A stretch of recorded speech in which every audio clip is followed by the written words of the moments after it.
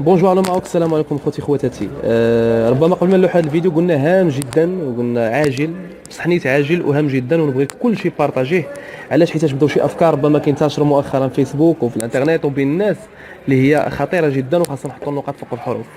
وحنا كمنبر ربما كنعتبروا راسنا منبر اعلامي وصفحه اللي هي ديال الشعب، فهاد الامور خاصنا نشاركوهم معكم ونهضروا ونحاولوا نوضحوهم، ربما يكون الراي ديالنا من الراي ديالكم.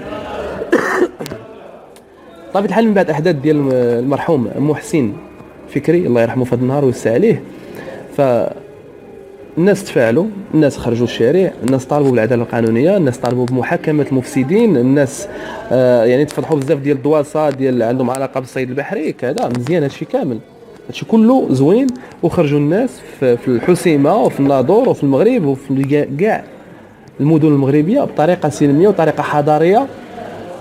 وخا كاين شويه ديال ربما شويه ديال الغضب وشويه ديال كذا، ولكن من حقهم مواطن اللي بحالهم يعني خونا ومنا تعرض لهذاك التعسف بهذيك الطريقه، من حقك انك تكون غاضب، ولكن بجميع الاحوال كانت سلميه. مزيان.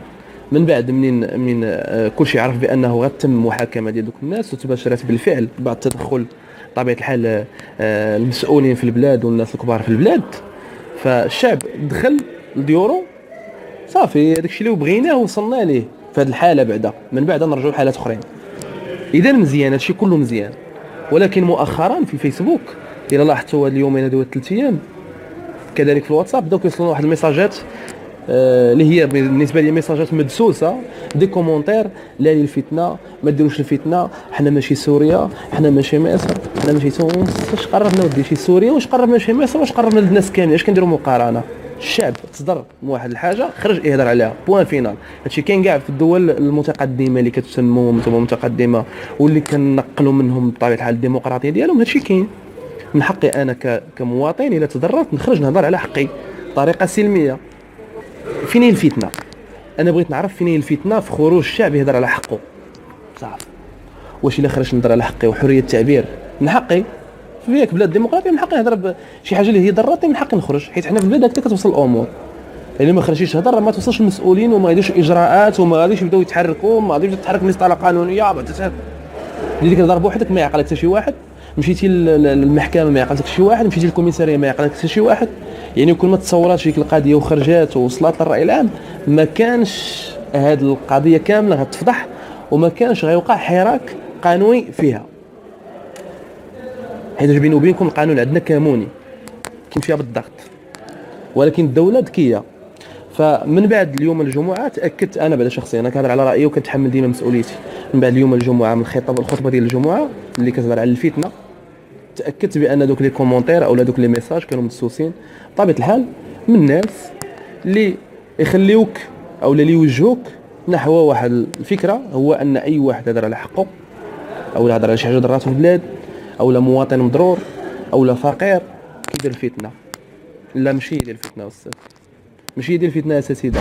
نتوما اللي كتحاولوا توجهوا الناس لهذه القضيه هذه، ماشي هي ديال الفتنه.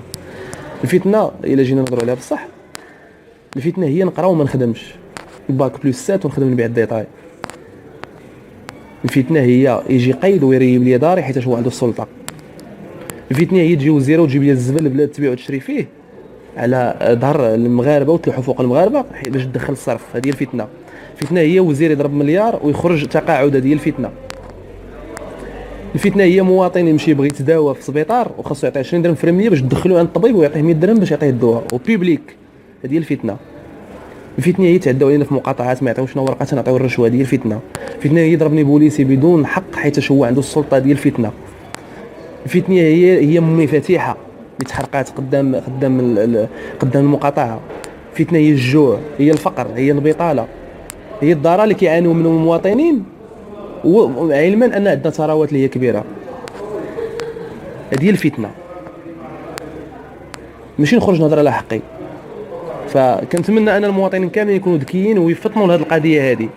راه نوليو الى تبعنا ربما الراي ديالهم، ما نوليو وقتاش ما جا هضر شي واحد على حقه وعندك تير الفتنه. لا ما هادش عليك مدفع، انا كنهضر معاك بلساني. حنا بغيناها ثوره فكريه، اما البلاد ما عمر غيكون مصلحه التقسيم وتشتات وكذا وكذا.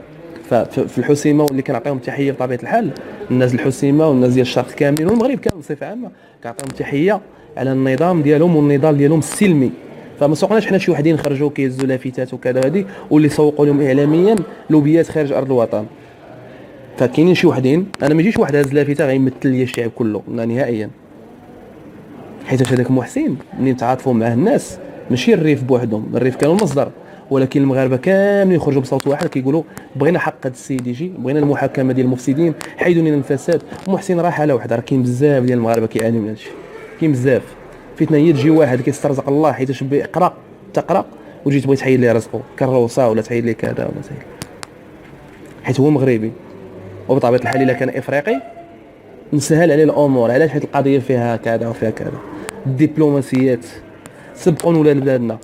هاد الفتنه اللي كتسميوها نتوما فتنه اللي هي حريه التعبير خلات الحوت انه ينزل في الحسيمه من 20 درهم ل 7 دراهم، خلات ان دوك السماسره والشفاره اللوبيات اللي كانوا تما كيساهموا كيشفروا في الحوت هربوا وخلاو الحوت للمواطنين. بغينا ارزاق ديال بلادنا نستافدوا منها فقط، بغينا العيش الكريم.